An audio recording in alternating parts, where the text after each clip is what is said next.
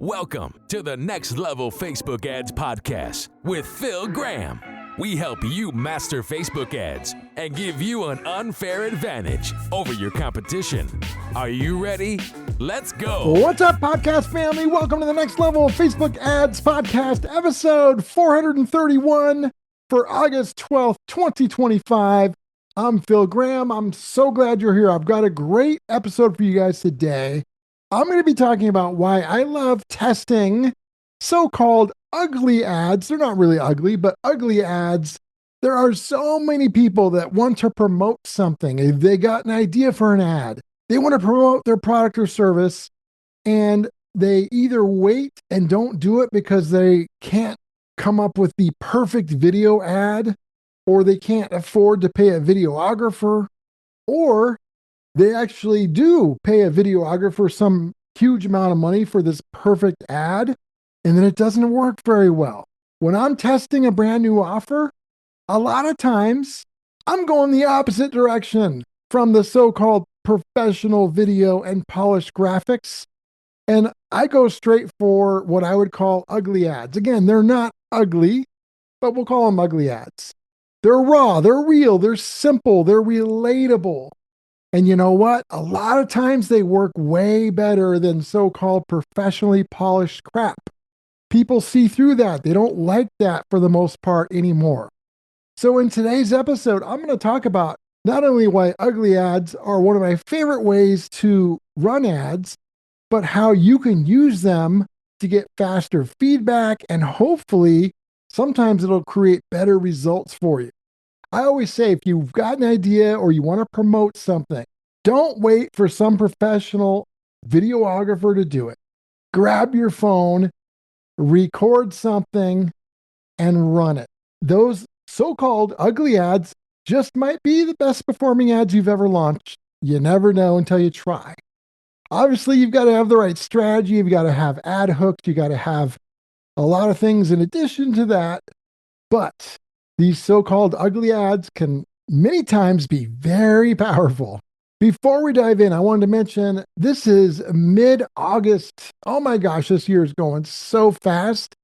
I hope you guys are enjoying the summer or winter if you're over like in Australia. But for a lot of people, it's summer. I know it's been super hot, so many different places. Hope you're enjoying it. Hope you're staying cool. And by the way, we are almost in holiday season when it comes to ads. It's crazy. This year is going so fast. It's a great time to be planting your seeds now when it comes to ads and building trust for the reward during the holiday season, which we're just a couple months away from. So make sure you guys are taking advantage of this time. And if you are looking for some help with your ads, whether you might want some one-on-one coaching and consulting specific to you in your exact situation, I think it's the best way in the world to learn. Or maybe you want somebody to just run your ads for you so you don't have to mess with it. For either one of those things, just go to my website, philgrahamdigital.com, or DM me on Instagram at philgrahamdigital. We can connect, set up a short Zoom call, and go from there. So I want to jump in, and first and foremost, I want to say that when I am talking about ugly ads, I don't mean bad ads, and they're not actually ugly, but I mean real ads, unfiltered, just regular ads. So for example, selfie style with your iPhone, just a basic ad that is not perfectly shot from a videographer. I'm talking about ads that look like actual real content on a feed. They don't necessarily always look like ads, and that's really the point. So let's talk about why ugly ads can work really well in many situations. Number one, it can look and feel native to whatever platform it is, Facebook, Instagram, Threads, etc. Many times people will scroll right past clear, like billboard type ads that are polished and perfect. But a regular like lo-fi video, and when I say lo-fi, I mean, if you're shooting with an iPhone or a nice phone, it's really good quality. These phones are amazing.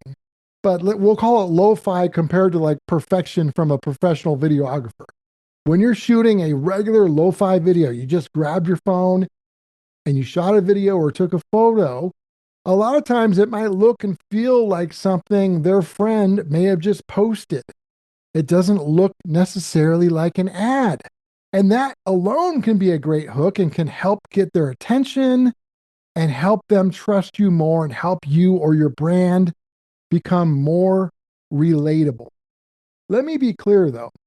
When I say, use your phone, I'm not talking about like having bad lighting and bad audio and stuff like that. You don't want to do that. Trust me. So you want to have some good quality lighting and audio. However, you don't want to go the opposite direction and have to pay some videographer for perfection. Because again, time and time again, I've seen regular ads work well. Regular videos work a lot better than highly produced videos because people just don't trust that highly produced stuff very much. So it feels native. Number two, another reason why it can work, it's a lot faster to test. If you're not paying for somebody to professionally do a video shoot, a lot of times you can make 3, 4, 5, maybe even 10 video ads yourself with your phone in the same amount of time that you might have gotten one perfectly polished ad. So that means that you are getting speed. First of all, there's a good chance they're going to work better than the polished stuff anyway. And second of all, you can test them way quicker and you can adapt based off of what the data is telling you and also cheaper as well. And then number three, it's also lower risk. Nobody's going to create perfect videos every single time, but let's say you do a video or an offer and it just flops. It just does horrible, for example. Well, guess what? It was low risk because you didn't spend really any money on having the video done and hardly any time to create it. So you can just be nimble and adapt and create something different, follow the data and keep making it better and better without spending a fortune with professional video that probably won't work that great anyway. So these days, when I would use, and again, let me be clear, it's not an ugly ad. It doesn't look ugly. It doesn't sound bad. Doesn't look bad. It's just in some people's minds, if they don't have a professional videographer, it just stops them cold in their tracks and they don't even run an ad.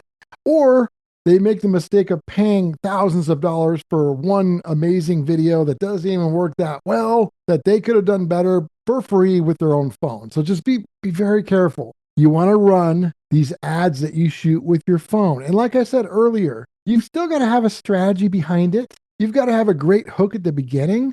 You've got to have some great content, a great offer, a great machine behind the ad to give it a great chance to work.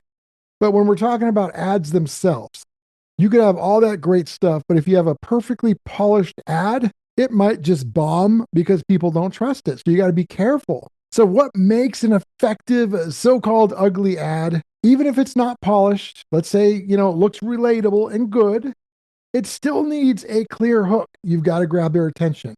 It still needs some great content. One really clear core message. You might want to educate, you might want to inspire, you might want to differentiate, things like that. And then lastly, it doesn't always need this, but a lot of times you want to give them a reason to do something, to click, to sign up, to buy, whatever the case may be.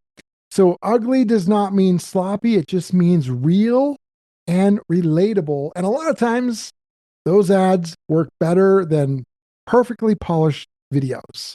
So I highly recommend you guys test these so-called ugly ads because sometimes they're some of our best winners. And again, make sure you've got good audio quality, good video quality. Ugly doesn't mean sloppy, remember, but it doesn't mean perfection either. Done is better than perfect. And then you keep testing and adapting. And as always, just a reminder, it's always important to point out that every business is unique. Results can vary. There's no guaranteed outcomes. So always keep that in mind. My friends, episode 431 is in the books. Thank you guys so much for being here. One of the most favorite parts of my week.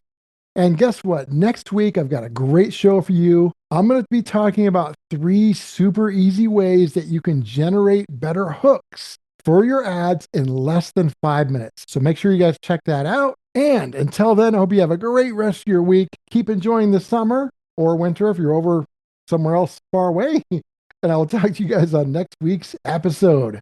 Peace out. Thanks for listening to the Next Level Facebook Ads Podcast.